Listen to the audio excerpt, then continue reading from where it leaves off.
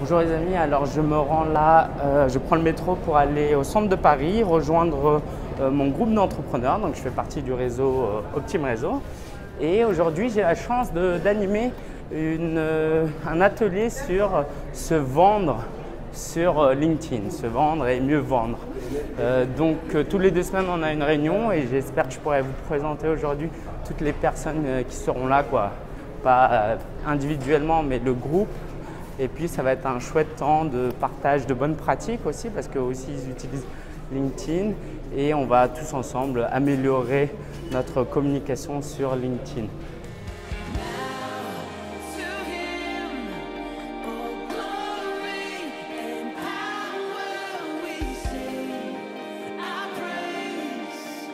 Il faut le faire absolument sur l'ordinateur.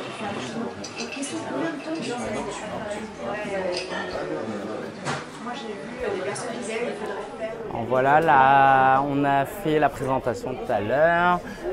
On a fait un tour de table où chacun racontait un peu son actualité. Et là, on est descendu pour prendre le café, donc avec quelques membres. Donc on termine depuis depuis quelques semaines déjà ces temps par des discussions un à un. Super bistrot.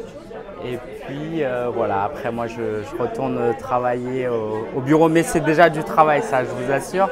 Et donc voilà, si vous ne connaissez pas, je vous encourage vraiment à rejoindre peut-être Optime Réseau ou un autre réseau, mais c'est vraiment important. Puisqu'on est dans cette thématique de networking, je voulais partager quelques réflexions. Et c'est nourri de ce qui vient d'arriver.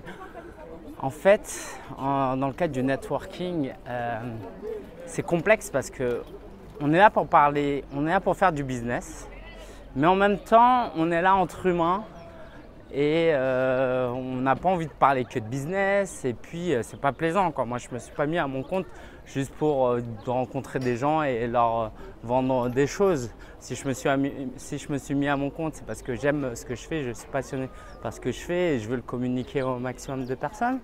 Et donc, quand on discute avec des gens, moi j'aime beaucoup découvrir la vie des gens, savoir ce qu'ils font, ce qui les passionne. Et puis, je suis quand même là pour le business. Là, le réseau, c'est pas gratuit, c'est une cotisation.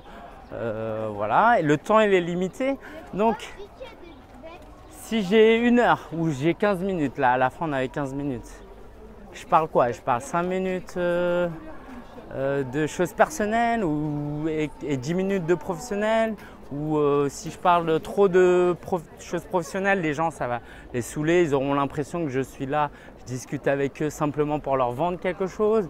Et si je raconte que ma vie et qu'on discute que de foot, voilà. Ça ne va pas m'apporter du business ou ça peut m'apporter parce que les gens savent ce que je fais et que s'ils sont intéressés, ils vont venir. Mais le pragmatisme veut qu'il faut aussi pousser les gens un petit peu à la réflexion, les provoquer, les éduquer aussi à l'intérêt. Par exemple, là, concrètement, c'est pourquoi avoir un blog.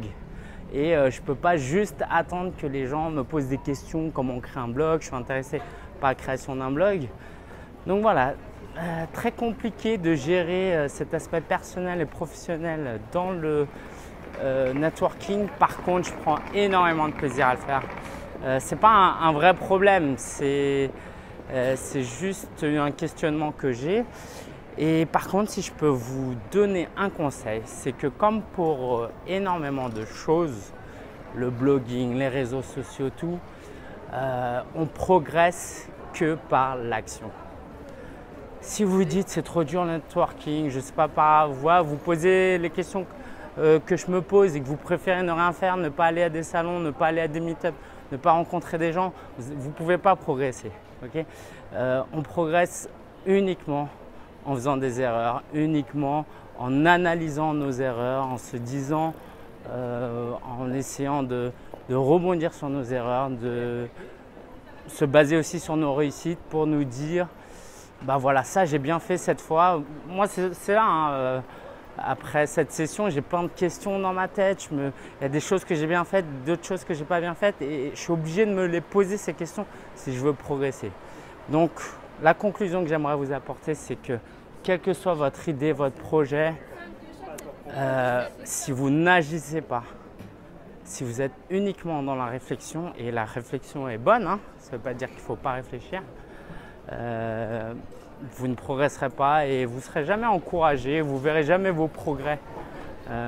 Et l'une des grandes sources de motivation, c'est de voir le progrès. Et pour progresser, il faut agir. Donc que ce soit à travers le networking, le blogging, les médias sociaux, le SEO, créer des vidéos YouTube, soyez dans l'action. Voilà, c'était vraiment mon conseil pour vous. Et puis voilà, j'espère que ça se passe bien, que vous allez, que ces vlogs vous poussent un peu plus à l'action. Sinon, c'est juste du divertissement et c'est pas intéressant. Et je vous invite vraiment à laisser vos commentaires, à raconter un peu votre plus grande difficulté du moment. Voilà, qu'est-ce qui vous… J'ai envoyé un emailing hier avec la question qu'est-ce qui vous bloque, qu'est-ce qui vous dérange, qu'est-ce qui vous empêche d'avancer. Et je peux comprendre que publiquement, via des commentaires, vous ne voulez pas partager. Mais si vous voulez le faire, j'aimerais énormément savoir les difficultés que vous rencontrez et pouvoir y répondre, ne serait-ce que partiellement. Voilà, je vous dis à très bientôt. J'ai plein d'autres choses encore à vous partager.